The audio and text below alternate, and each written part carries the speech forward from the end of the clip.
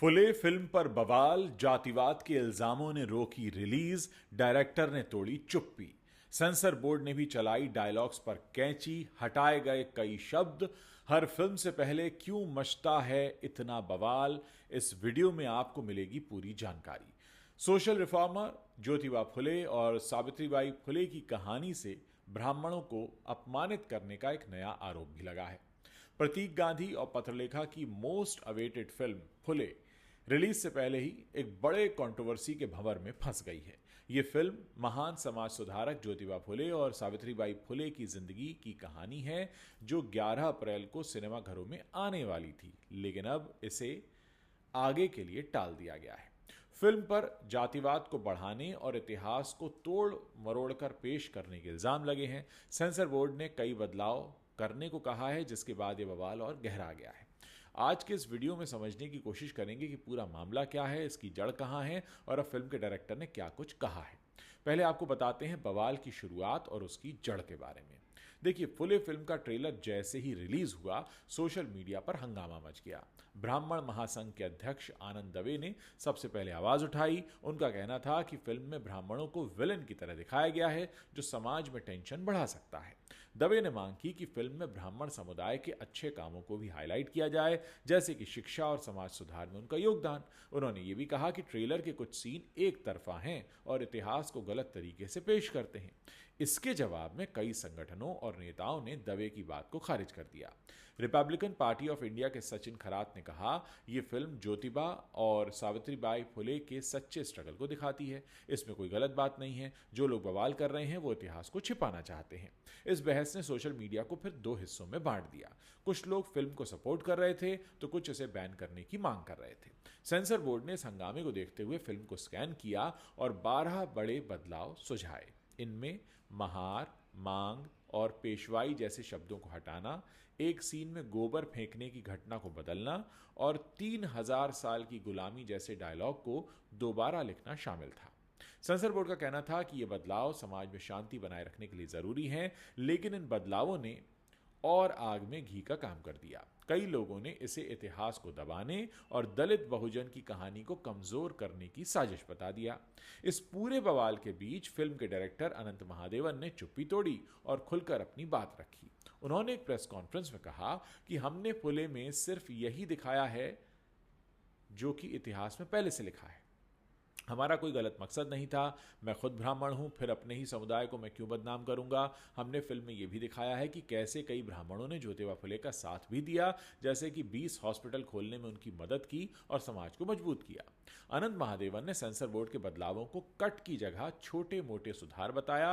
उन्होंने कहा, कुछ लोग गलतफहमी में हैं। हम चाहते हैं कि फिल्म बिना किसी टेंशन के हर वर्ग तक पहुंचे, इसीलिए हमने रिलीज को थोड़ा टाला है ताकि सारी चीजें साफ हो जाएं। यह फिल्म सिर्फ ज्योतिबा और सावित्रीबाई फुले की कहानी नहीं है, बल्कि एक प्रेरणा है जो हर किसी को देखनी चाहिए। उनके इस बयान ने कुछ लोगों को शांत किया, लेकिन कई लोग अब भी सेंसर बोर्ड के इस फैसले से नाराज हैं।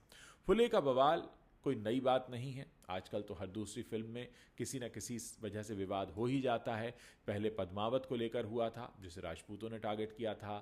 फिर तांडव को लेकर हुआ था, जिस पर धार्मिक भावनाएं भड़काने का इल्ज़ाम लगा था। लाल सिंह चड्ढा को भी बॉयकॉट की धमकियां मिली थी।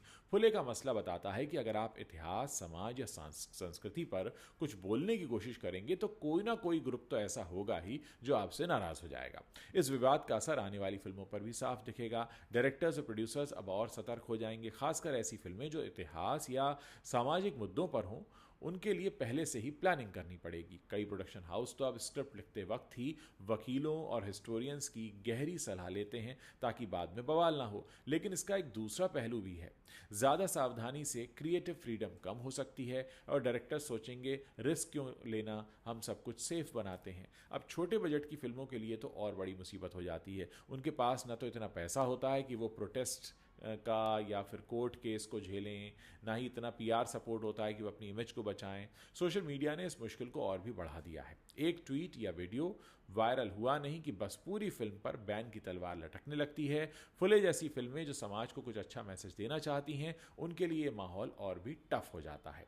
इंडस्ट्री के कुछ लोग तो कह रहे हैं कि सेंसर बोर्ड को और सख्त गाइडलाइंस लानी चाहिए ताकि विवाद पहले ही थम जाएं, लेकिन कई लोग इसके खिलाफ हैं। उनका कहना है कि इससे सिनेमा की आज़ादी खत्म हो जाएगी। इस विवाद में पॉलिटिक्स भी खूब हो रही है। कुछ संस्थाओं ने पुणे के फुले वाड़ा में प्रोटेस्ट किया और सेंसर बोर्ड पर इतिहास को दबाने का इल्ज़ाम भी लगाया। अब ये जो फिल्म है फुले, ये नई रिलीज डेट के साथ तैयार है, लेकिन ये बवाल खत्म होने का नाम नहीं ले रहा है। कुछ लोग फिल्म को सपोर्ट कर रहे हैं तो कुछ इसे बैन करने की मांग कर रहे हैं। एक तरफ फिल्म मेकर्स अपनी बात कहना चाहते हैं, दूसरी तरफ समाज का हर वर्ग अपनी अपनी नज़र से चीज़ें देखता है। ऐसे में सवाल ये है कि क्या फिल्में सचमुच फ्री होकर अपनी कहानी कह पाएंगी, या हर बार कोई ना कोई बवाल उनका रास्ता रोकेगा। फुले का जवाब शायद 25 अप्रैल को इसकी रिलीज के साथ मिल जाए, जब ये सिनेमाघरों में आएगी। लेकिन दोस्तों, हमारे देश का इतिहास ऐसा रहा है, अलग अलग संस्कृतियां हैं, अलग अलग बोली बोलने वाले लोग रहते हैं, हमारे यहाँ अलग अलग जाति के लोग रहते हैं, अलग अलग संप्रदाय के लोग रहते हैं। अगर आप इतिहास से जुड़े किसी भी विषय पर कुछ भी कहने की कोशिश करेंगे तो जाहिर है एक पक्ष उससे खुश होगा, एक पक्ष उससे नाराज़ हो सकता है, और जो पक्ष नाराज़ होगा वो अपनी तरह से बदलाव कराना चाहेगा। लेकिन सवाल ये है कि किसी भी फिल्म में किस तरह के बदलाव होने चाहिए। क्या हमारे देश के सेंसर बोर्ड से पास होने के बाद भी फिल्मों पर इस तरह के बैन लगाए जाने की बात करना, जैसा इमरजेंसी के टाइम भी हुआ था, इमरजेंसी को सेंसर ने पास कर दिया था, फिर एक वर्ग विशेष ने उस पर सवाल उठाए और उसके बाद वो फिल्म डिले होती चली गई। व्यक्तिगत रूप से मुझे ऐसा लगा कि इमरजेंसी एक ईमानदार फिल्म थी, लेकिन उसे राजनीति का शिकार होना पड़ा। तो एक जो हक है हमारे देश के लोगों का, दर्शकों का, उन्हें यह हक है कि अगर इतिहास पर आधारित कोई फिल्म बनती है और फिल्मों के जरिए उन्हें अपने देश के इतिहास को और करीब से जानने का मौका मिलता है, तो हम उनसे ये हक क्यों छीनें। हर वर्ग इस समय अलग अलग तरह की राजनीति में उलझा है, हर वर्ग अपनी अपनी तरह की पहचान बनाने में जुटा हुआ है, और ऐसे में अगर कोई सिनेमा आ जाता है जिसमें उनके राजनीतिक एजेंडे को ठेस पहुंचती हो, तो फिर वो प्रोटेस्ट लेकर, जुलूस लेकर सड़कों पर उतर जाते हैं। और सवाल ये खड़ा हो जाता है कि हमारे देश के सेंसर बोर्ड ने जब ये फिल्म पास कर दी तो हम तो इसको आगे रिलीज़ नहीं होने देंगे। तो ये तमाम चीज़ें दोस्तों, ये कोई पहला मौका नहीं है। यहाँ बात सिर्फ फुले की नहीं हो रही है, यहाँ इन जनरल मैं बात कर रहा हूँ कि अगर हमने देश में एक बॉडी बनाई है जिसका नाम सेंसर बोर्ड है, और उसको हमने जिम्मेदारी सौंप दी है कि सेंसर बोर्ड जिसको हरी झंडी दे देगा वो फिल्म में हमारा समाज देखेगा। लेकिन आजकल हो ये रहा है कि सेंसर बोर्ड तो पास कर देता है, लेकिन उसके बाद अलग अलग राजनीतिक ग्रुप सामने आ जाते हैं, अलग अलग पॉलिटिकल एजेंडा के साथ देश में खेलने वाले लोग सामने आ जाते हैं, जो अपनी अपनी राजनीतिक रोटियां सेकने के चक्कर में फिल्मों को लेकर कई तरह का बवाल करते हैं। उस वक्त वो ये भूल जाते हैं कि जिस फिल्म का वो विरोध कर रहे हैं उसे असल में हमारे देश के संविधान के अंतर्गत बनाए गए सेंसर बोर्ड ने ही पास किया है, और वो उसी के विरोध में खड़े हो जाते हैं। और कई बार क्या होता है, इसकी वजह से बहुत सारे फिल्म मेकर्स को नुकसान होता है। अगर ये सब आगे भी चलता रहा तो लोगों की हिम्मत टूटेगी, लोग इतिहास पर आधारित फिल्में नहीं बनाना चाहेंगे, और लोगों को लगेगा कि हम ऐसे सब्जेक्ट को क्यों छुएं। उसका एक नुकसान ये होगा आम दर्शक को कि अगर कोई दर्शक इतिहास पर आधारित फिल्म देखना चाहता है और ऐसी फिल्में बनाने वालों के खिलाफ अगर आंदोलन होते रहे, तो दर्शकों को ऐसा कंटेंट नहीं मिलेगा, सिनेमाघरों में ऐसी फिल्में नहीं लगेंगी, फिल्म मेकर्स ऐसे टॉपिक्स को टच नहीं करेंगे, और उसका नतीजा ये होगा कि एक जो बहुत बेहतर माध्यम है इतिहास को करीब से जानने का, जिसको हम फिल्म कहती हैं, लोग उसको नहीं जान पाएंगे। क्योंकि आप जानते हैं कि आजकल लोग किताबें कम पढ़ते हैं, लोगों को ऑडियो विजुअल फॉर्म में एंटरटेनमेंट भी चाहिए, सीख भी चाहिए, क्लासेस भी आजकल ऑडियो विजुअल फॉर्म में होती हैं। तो ये कहीं ना कहीं इसको रोकने की ज़रूरत है। अगर हम सेंसर बोर्ड को मानते हैं कि सेंसर बोर्ड है और हमने उसको जिम्मेदारी सौंपी हुई है, तो उसके बाद फिर जब सेंसर से फिल्म पास हो जाती है, उसके बाद इस पर जो बवाल होने शुरू होते हैं, मुझे लगता है कि उसके बारे में सोचने की ज़रूरत है। आप लोग इस पूरे मसले पर अपनी क्या राय रखते हैं, मेरे इस वीडियो के नीचे कमेंट सेक्शन है, वहाँ पर लिखकर आप बता सकते हैं।